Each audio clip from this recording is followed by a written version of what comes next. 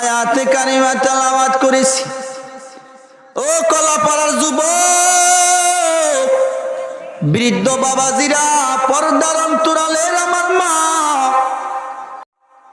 আয়াতে কারিমা তেলাওয়াত করেছি 10তম সূরা সূরাতুল ইউনূসের আয়াতে কারিমা তেলাওয়াত করেছি। আলা ইন্না আউলিয়া আল্লাহি লা খাউফুন আলাইহিম ওয়ালা হুম ইয়াহজানুন।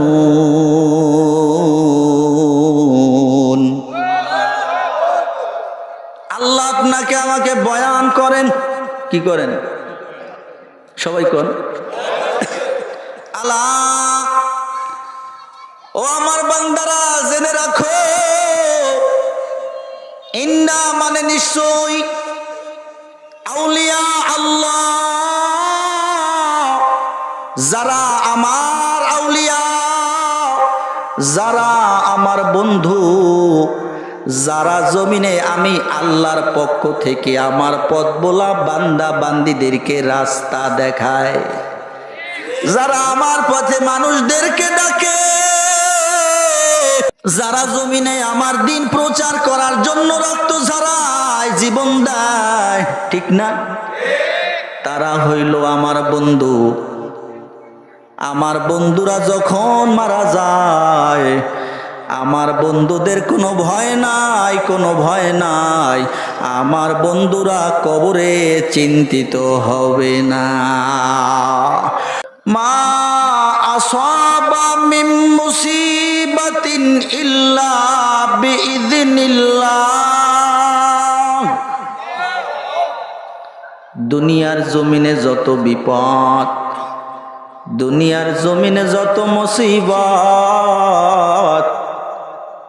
আল্লাহ বলে আমার অনুমতি ছাড়া দুনিয়াতে কোনো মুসিবত যায় না, ঠিক নেই?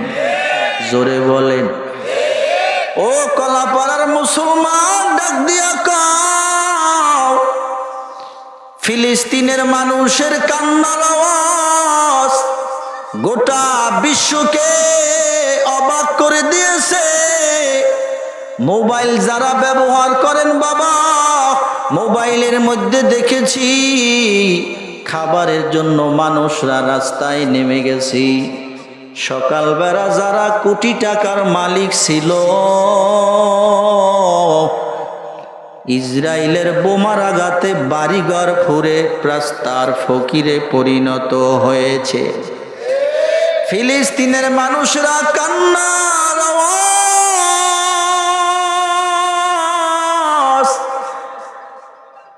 কোলের শিশুরা পর্যন্ত কান্না করে বলেছে, দর মালিক, আমরা তো কোনো অপরাধ করি নাই, কেন আমাদের উপরে এই বিপদ? আপনার আমার আল্লাহ তো বসে নাই। আল্লাহ বোধহয় ফিলিস্তিনবাসীর দোয়াটা বড় কবুল করে নিয়েছে। ইসরায়েলেরা বোমা হামলা করেছে, সাহায্য করেছে আমেরিকা সরকার। মোবাইল খুললে দেখবারে যুবক, আমেরিকার মাটি আগুনে লাল। ডাক দিয়া কও, আমেরিকা এত বড় রাষ্ট্র, পাশের রাষ্ট্রের সহযোগিতা নেওয়ার পরেও আগুন নিবাইতে পারে না। এই আগুন জ্বলে কার ইশারায়? আরো জোরে বলো, কার ইশারায়? ওই আল্লাহ আছে না নাই? হাত দেখাও। ওই আল্লাহ আছে না নাই? আল্লাহ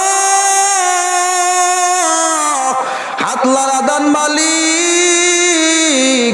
তাকাইয়া দেখেন নীলগঞ্জ দরবার শরীফের সামনে আপনার বান্দাদেরকে লইয়া অধিক রজনীর মধ্যে রসুলের আদর্শের বয়ান করিয়া আমরা আপনাকে হাত দুইটা দেখাইলাম। আয় আল্লাহ, ফিলিস্তিনবাসীর মতো আমাদেরকেও আযাব থেকে বাঁচান। আল্লাহুম্মা আমিন বলেন। সেই আল্লাহ আছে না নাই? আসেনি? সেই আল্লাহকে যদি কোনো মানুষ পেয়ে যায়, আর কোনো কিছুর দরকার নাই, বলে সেই আল্লাহ আমি কেমনে পাইব? আমি তো ঠিক মতো নামাজও পড়ি না, আমার তেলাওয়াত ভালো না, বড় অন্যায় করে আমি আল্লাহকে বেজার করে ফেলেছি, আমার নবীকে বেজার করে ফেলেছি।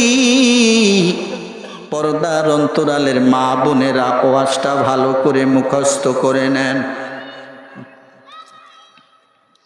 আমি আল্লাহকে বড় বেজার করে ফেলেছি। ওই আল্লাহকে খুশি করার জন্য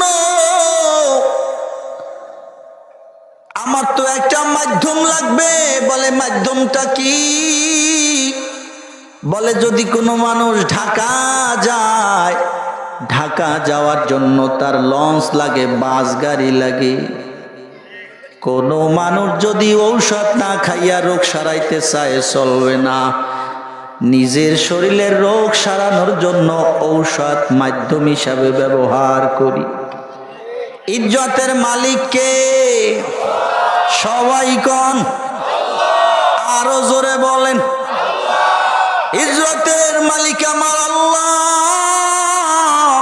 তাহলে আমরা লুঙ্গি কেন পরি? কথা কয়, কথা বুঝেন নাই? কয় ইজ্জতের মালিক তো আল্লাহ, বলে লুঙ্গি কেন পরি? রিজিকের মালিক আমার আল্লাহ, চাকরি কেন করি? রোগ ভালো করার মালিক আমার আল্লাহ, ঔষধ কেন খাই? হেদায়েতের মালিক আমার আল্লাহ, পীরের দরবারে কেন আই? বুঝলেন না? জান কবজ করার মালিক আমার আল্লাহ। আল্লাহ তো আপনাকে আমাকে জান দিয়েছেন। সেই আল্লাহ তো কোনো ফেরেশতা দিয়া জান আপনার আমার মায়ের গর্ভে দেন নাই। সেই জানটাকে কবজ করার জন্য আল্লাহ নিজে কবজ না করিয়া আজরাইলের দিয়া কেন কবজ করায়? কথা বুঝেননি? এই জন্য এই পৃথিবীটা আমার আল্লাহ সেটিং করেছেন পদ্ধতি ভাবে। আল্লাহ বলে বান্দা,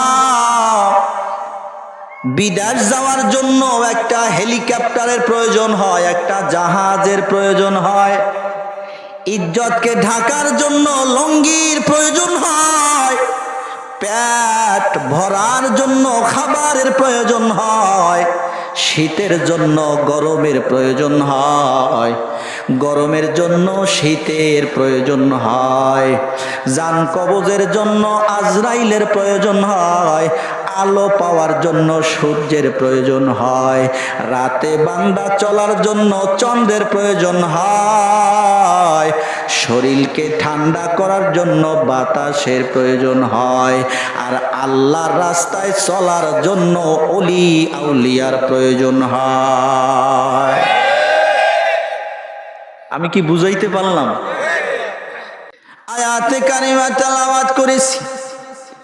ও কলাপাড়ার যুবক, বৃদ্ধ বাবাজিরা, পর্দার অন্তরালের আমার মা, আয়াতে কারিমা তেলাওয়াত করেছি 10তম সূরা সূরাতুল ইউনূসের। আয়াতে কারিমা তেলাওয়াত করেছি আলা ইন্না আউলিয়া আল্লাহি লা খাউফুন আলাইহিম ওয়ালা হুম ইয়াহজানুন।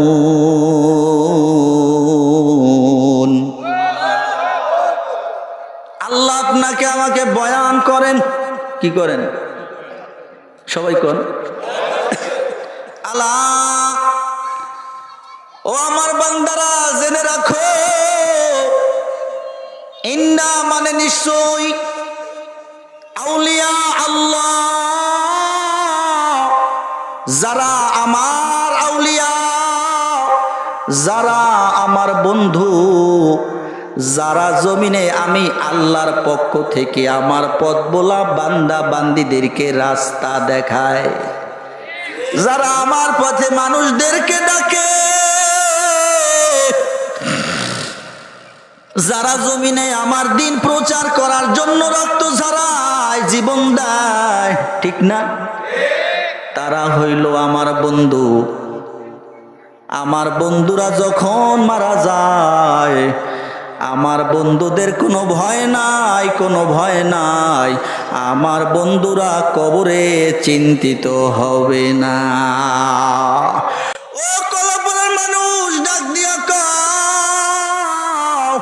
যে আল্লাহর বন্ধু হইলে কবরে কোনো ভয় নাই, যে আল্লাহর বন্ধু হইলে হাসরে ভয় নাই, যে আল্লাহর বন্ধু হইলে মিজানে ভয় নাই, ওই আল্লাহর বন্ধু হওয়ার দরকার আছে না নাই? এইবার এই রজনীতে আমার আল্লাহকে হাত দুইটা দেখাওয়ার কও, আল্লাহ, জানি না অলি কারে কয়, আউলিয়া কারে কয়। এইখানে তোমার আউলিয়ার বাসা, এইখানে তোমার আউলিয়ার স্থান। এই আউলিয়ার হাতে হাত দিয়া আল্লাহ আমাদেরকে তুমি আউলিয়া বানায়া নাও। সুবহানাল্লাহ জোরে। সবাই কয় নাই সুবহানাল্লাহ জোরে? ও মুসলমান, ডাক দিয়া কও, আউলিয়া হওয়ার দরকার আছে না নাই? কেন আউলিয়া শুধু মোকামিয়া কেন থাকবে? আউলিয়া কেন সলাবাঙ্গা থাকবে? আউলিয়া কেন চরমনাই হবে? আউলিয়া কেন বাহাদুরপুর পেশাব হবেন? আউলিয়া কেন রসুলপুর পেশাব হবেন? আপনার আমার মনে কি আউলিয়া হইতে মনে চায় না? ও দর মালিক, আজকে এই বয়ানকে উসিলা করিয়া তুমি যারা এখানে ওয়াজ শুনতে আসছে আর যারা মাইকের আওয়াজ দিয়া ওয়াজ শুনে, আল্লাহ গো, প্রত্যেককে আউলিয়া বানাইয়া দাও। বলেন আমিন। আর জোরে বলেন আমিন। নবী আমার হাদিস বয়ান করে।